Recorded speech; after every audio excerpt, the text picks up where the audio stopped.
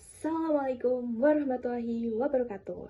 Hai semua, perkenalkan nama saya Adinda Sofia dari kelas 11 Akuntansi 4. Di sini saya akan membahas materi secara singkat, yaitu materi resensi dan proposal. Dan sebelum memasuki analisis, yaitu kita pahami dulu apa sih itu resensi dan apa sih itu proposal. Sebelum memasuki materi analisis tersebut, kita pahami dulu apa sih itu pengertian proposal dan resensi.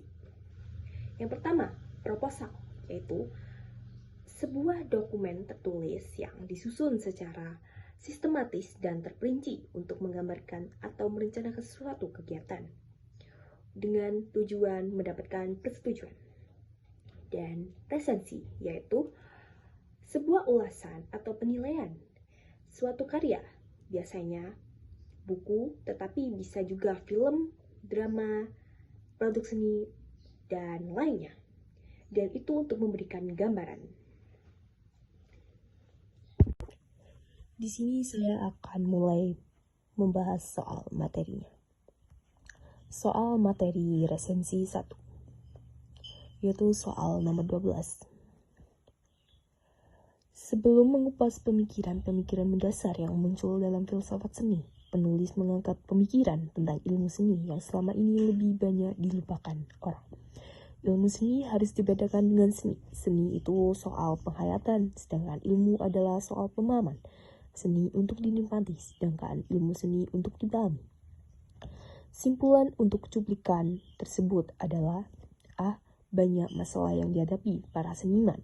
B. Nilai filsafat terkandung pula dalam karya-karya seni.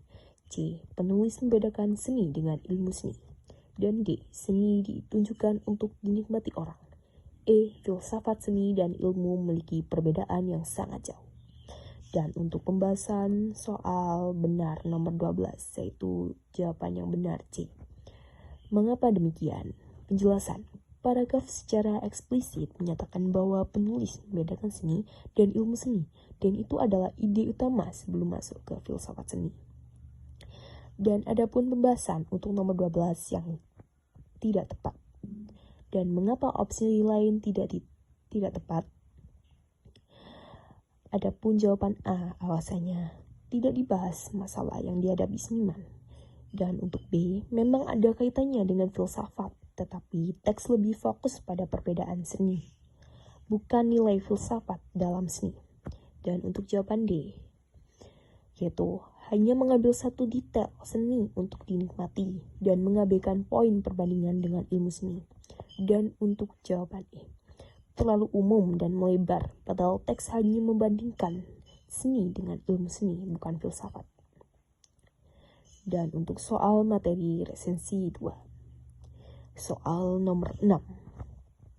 Ibunda tokoh sentral novel ini mewakili gambaran umumnya perempuan Rusia biasa dari masa revolusi Rusia pada awal abad ke-20.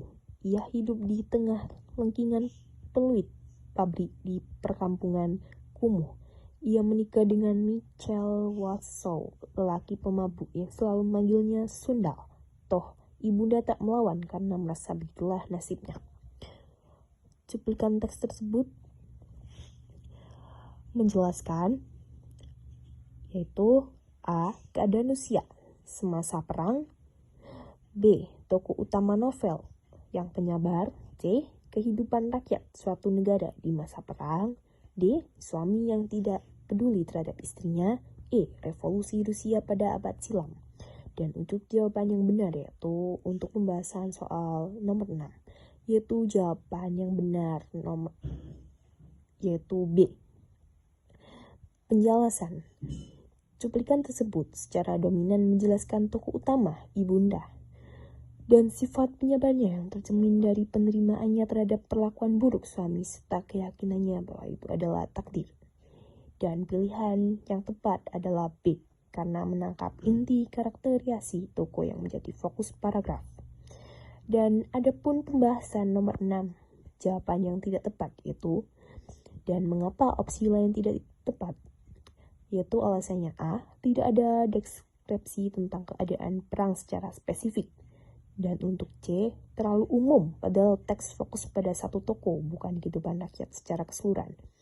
Dan untuk D, hanya bagian dari teks, bukan inti penjelasan cuplikan. Dan untuk E, alasannya, revolusi Rusia hanya disebut sebagai latar waktu, bukan yang dijelaskan secara detail. Dan kita memasuki soal materi proposal nomor 1. Soal nomor 10. Kegiatan pembelajaran di sekolah yang dilaksanakan tidak hanya berupa kegiatan akademik. Kegiatan non-akademik pun dapat dilaksanakan, salah satunya dengan kegiatan siswa yang nyata lebih produktif. Kegiatan tersebut merupakan kegiatan yang sesuai dengan jika para siswa sebagai remaja. Oleh sebab itu, kami selalu pengurus Rohis SMK 1 Cibinong bermaksud mengadakan kegiatan pesantren Ramadan di bulan suci yang penuh berkah ini. Kalimat-kalimat di dalam cuplikan proposal tersebut menunjukkan pola hubungan A. Kronologis, B. Kausalitas, C. Ilustratif, D. Komparatif, dan E. Definitif. Dan untuk pembahasan soal nomor 10 yang benar yaitu B. Kausalitas. Mengapa demikian? Penjelasan rinci. Pengertian pola kausalitas. Pola pengembangan paragraf yang menjelaskan hubungan sebab akibat antara suatu peristiwa dengan peristiwa lainnya. Dalam pola ini terdapat alasan pada suatu konsekuensi atau hasil. Dan adapun pembahasan untuk jawaban yang tidak tepat untuk nomor 10. Alasan A tidak dipilih yaitu kronologis. Mengapa? Pola ini menyusun peristiwa berdasarkan urutan waktu. Tidak ada indikasi urutan waktu dalam teks ini. Dan untuk C, alasannya pola ini menjelaskan suatu hal umum dengan memberikan contoh spesifik meskipun ada kegiatan siswa yang produktif. Tujuan utamanya bukan untuk memberi contoh rinci, melainkan untuk membangun alasan. Dan untuk D, alasannya komparatif.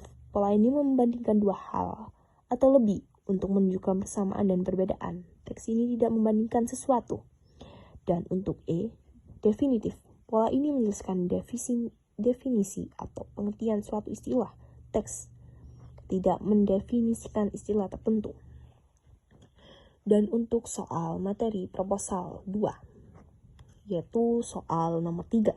Memiliki kemampuan berbicara tidaklah semudah yang dibayangkan orang. Banyak ahli seharusnya terampil menuangkan gagasannya dalam bentuk tulisan. Namun sering mereka kurang terampil menyajikannya secara lisan. Oleh sebab itulah perlu kiranya diadakan lomba diskusi panel untuk tingkat SMA se-DKI ini.